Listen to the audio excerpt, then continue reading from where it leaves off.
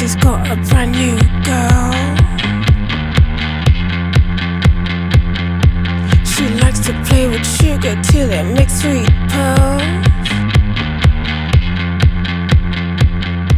She likes to taste the danger, makes her feel. Hi, my name's Mark from SKUNK ANANSIE, and you're watching Loud TV.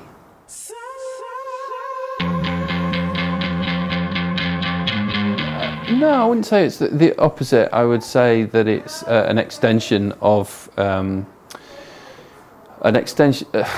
It's a move on. It's a step further on from Black Traffic. Where Black Traffic was very much a rock record with electronic elements in it. I think this Anarchytecture is more is the electronic side taken and developed more, and I think we've been braver in it being part of the sound of this new album.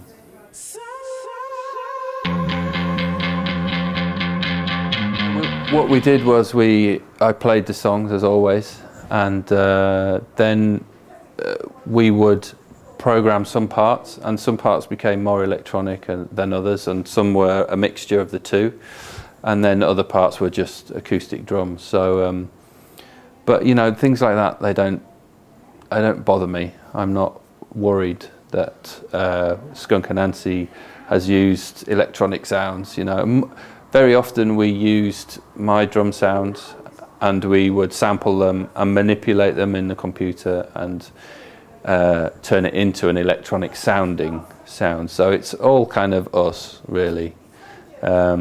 We did steal a couple of techno bass drums here and there, but don't tell anybody. But yeah, it was really just, we meant to do it on the last record, but it's somehow we lost it. It was diluted, and so this album we were very much intent on a more, well, just experimenting more with different sounds and different styles.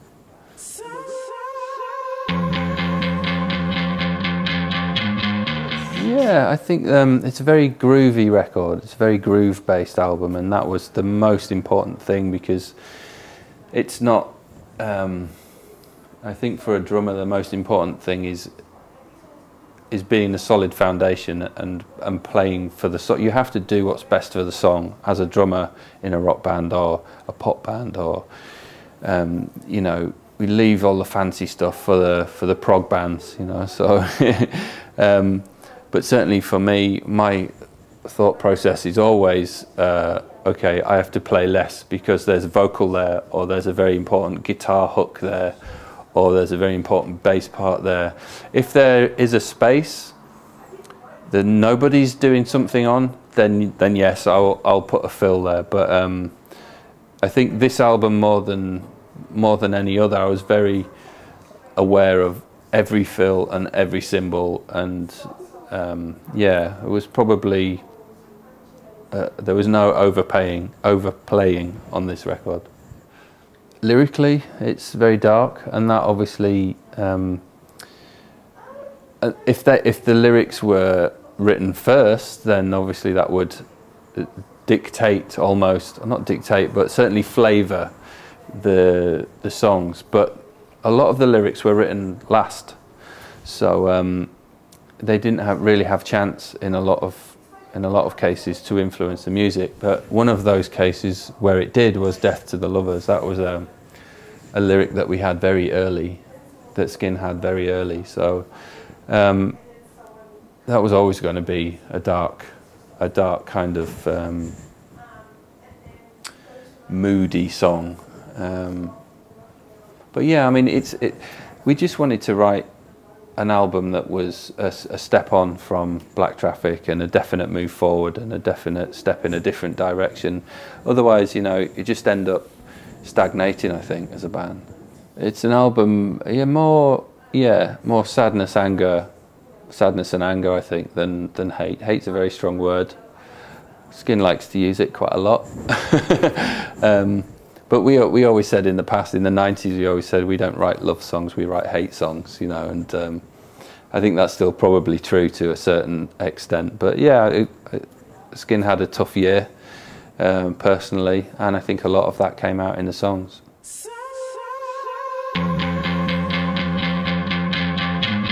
Anarchytecture really came from a few different things. There was Skin's personal life, which she describes in her own words as trying to build a glass house around a riot, which is obviously never going to work.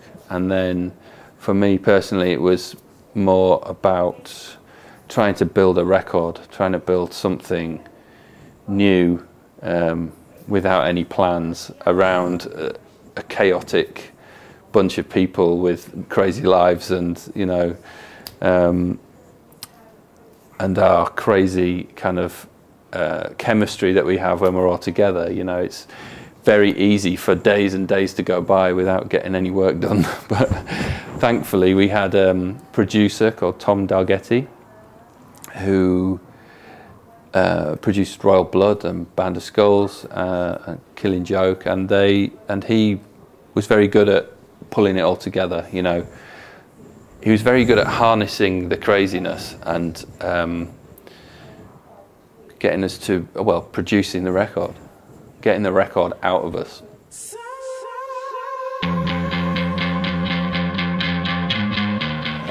Well, because I think that it's always good to have new people involved and new people that you have a lot of respect for. And we worked with Chris Sheldon because we respected him as an engineer and a producer, and I loved a lot of the stuff that he'd done. And then we heard the Band of Skulls record, and we loved the first two, not so much the third one, but we loved the first two. And then we heard Royal Blood, and we were like, who is this guy? You know, let's try and get him. And we called him, and it turned out that he had been at the front row of the Glastonbury gig that we headlined in 1999. So, you know, as a kid, he'd been a SKUNK ANANSIE fan, and now he's producing our record. So, I think the combination of the two was really good and made for a lot of great ideas, a lot of fun in the studio, and yeah, it was very productive. The difficulty with any record is keeping the, you know, the goosebumps. I don't know how you say that in French, but all of these songs at some point gave us goosebumps, and we always try to keep that feeling of like amazement all the way through, and it's kind of how we gauge if we're on the if we're on the right track or not. Because if we sort of somehow lose that feeling, then we know we've kind of gone slightly off track, so we can bring it back. And with every stage of this record, the writing, the recording, the mixing, and the mastering, we were very conscious of keeping that feeling.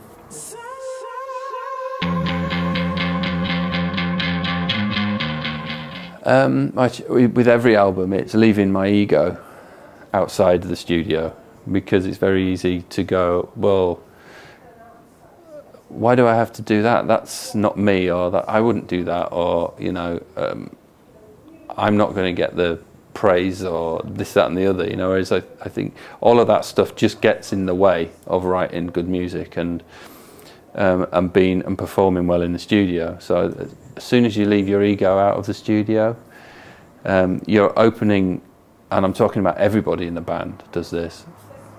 As soon as the room is egoless, your work becomes much easier and much more open to ideas and different suggestions.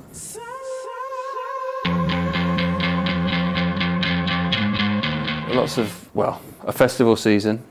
I think we're going to spend some time in America next year, and yeah, just lots of gigs and lots of promotion, and enjoy promoting a record, really.